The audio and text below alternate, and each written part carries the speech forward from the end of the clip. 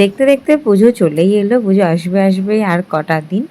তবে এবছর খুব বেশি কেনাকাটা করব না, কারণ এটা বিয়ের প্রথম বছর হলেও কেনাকাটা এই জন্যই করবো না যে প্রচুর শাড়ি আমার নতুন রয়ে গেছে।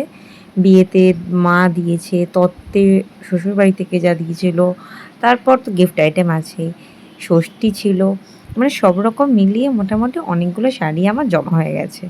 তো যাই হোক, তাও আমি আর সুরজিৎ বেরিয়ে গেছি একটু সন্ধ্যায় কেনাকাটা করব বলে, বা সাইকেল নিয়েই বেরিয়ে গেছি। আর এই দেখো, এদিকে গণেশ পুজোর জন্য গণেশ ঠাকুরও চলে এসছে। আর একটু গরম লাগছিল বলে চুলটা বেশ টেনে টুনা বেঁধে নিয়েছি। আর শ্রীরামপুরে মার্কেটে আসতেই দেখছি বেশ ভিড় ভালোই শুরু হয়ে গেছে। এখন থেকেই সবাই কেনাকাটা করতে শুরু করে দিয়েছে, আর উইকেন্ডে এলে তো ঢোকাই যাবে না মার্কেটে। আর এই ভিড় ঠাসাঠাসিতে এখন আমার মোটেই ভালো লাগে না। তাই ভাবলাম যে দুটো একটা কেনাকাটা যা করার আছে যদি ফাঁকায় ফাঁকায় করে নেওয়া যায়। তো প্রথমেই চলে এলাম বাজার কলকাতায়। তো চলো ওঠা যাক। আর অনেক দিন বাদে আবার মলগুলোতে ঢুকলাম, অনেক দিন হলো কেনাকাটা করা হয় না। বিয়েতে এত কিছু কেনা হয়ে গেছে, তারপর সত্যি আর কেনাকাটি হয়নি। সেই ষষ্ঠীতেই এসছিলাম কিনতে। তারপরে বেশ ভালো লাগছিলো, মনে হচ্ছিলো যেটা দেখবো সেটাই কিনবো এরকম। তো আমি চলে এসেছি ছেলেদের সেকশনে। এসেই আমি দেখতে শুরু করে দিয়েছি শার্ট। তো এই শার্টের কালেকশানগুলো বেশ ভালো ছিল আর রিজনেবল ছিল। 399 অনওয়ার্ডস, মানে কিছু আছে 599-এ আছে, কিছু 499-এ আছে, আর দুটো একটা দেখলাম 399-এ। তো সেখান থেকে দুটো জামা আমি নিয়ে নিয়েছি। এই যে এই দুটো জামা, একটা হচ্ছে বাবুর জন্য, এটা হচ্ছে শর্ট হাতা, আর একটা হচ্ছে ফুল স্লিভ, সেটা হচ্ছে গোপালদার জন্য।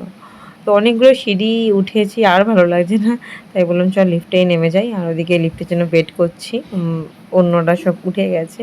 তো এত ধাক্কাধাক্কি করে উঠতে আমার এমনিও ভালো লাগে না, তো ওয়েট করে যাচ্ছি। চলো লিফট খুলে গেছে, লিফটে ওঠা যাক।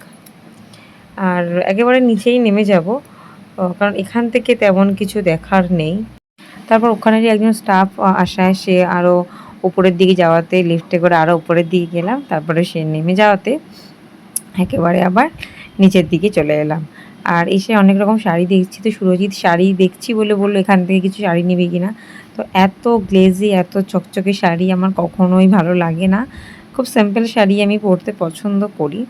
তো যাই হোক, ওখান থেকে বিল করে নিয়ে আমরা বেরিয়ে গেলাম। আর এখন আমরা ঢুকবো একটু শ্রীনিকেতনে কিছু শাড়ির কালেকশান দেখার জন্য। তো চলো ঢোকা যাক। আর ওদিকে উঠতে গিয়ে খেয়ালই করিনি যেদিকে কাজটা খোলা আছে, তো ওদিকে কাজটা খোলার চেষ্টা করছি। তো এসে কয়েকটা শাড়ি বাছছিলাম, তো সেরকম কিছু ভালো লাগছিল না। কয়েকটা শাড়ি যেটা ভালো লেগেছিলো ভাবলাম মায়ের জন্য নেব, কিন্তু মা সেটা বললো না, মা সেই শাড়িটা নেবে না। মানে মায়ের এত শাড়ি মা বারবারই বারণ করে দিয়েছে যে মায়ের জন্য যাতে কোনো শাড়ি না নিই। তারপরে ফেরার সময় দেখলাম একটা নতুন দোকান খুলে গেছে, গিভ অ্যান্ড টেক বা টেক অ্যান্ড গো এরকম কিছু দোকানের নাম ছিল। আর সেখান থেকে নিয়ে নিলাম একটা পিৎজা, দাম মোটামুটি ঠিকঠাকই ছিল, অ্যাফোর্ডেবল ছিল, খুব একটা দাম ছিল না যেটা মনে হলো। তো সেখান থেকে একটা পিৎজা নিয়ে নিলাম, আর অনেক দিন পিৎজা খাওয়াও হয় না। তো সুরজিৎ বললো নিয়ে এখানে খাবো না, একেবারে বাড়ি গিয়ে খাবো। তো পিৎজা নিয়ে নিলাম। আর তারপরে আমার আরও একটা শাড়ি কেনার আছে, সেটা আমি যাবো ওই জন্য দোকানে, কিন্তু এই যে পিৎজা নিয়ে নিলাম। আর দোকানে গিয়ে আর আমার শরীরটা এতটাই খারাপ লাগছিলো, ভালো লাগছিলো না, তাই সেখানে কোনো ভিডিও আমি আর নিতে পারিনি। ওখান থেকে মায়ের জন্য আমি একটা শাড়ি কিনে নিয়েছিলাম। আর বাড়ি ফেরার পথেই সুরজিৎ এটিএমে দাঁড়ালো সেখান থেকে টাকা তোলার জন্য। তো আজকের ভিডিওটা এখানেই শেষ করছি, কেমন হলো অবশ্যই জানিও।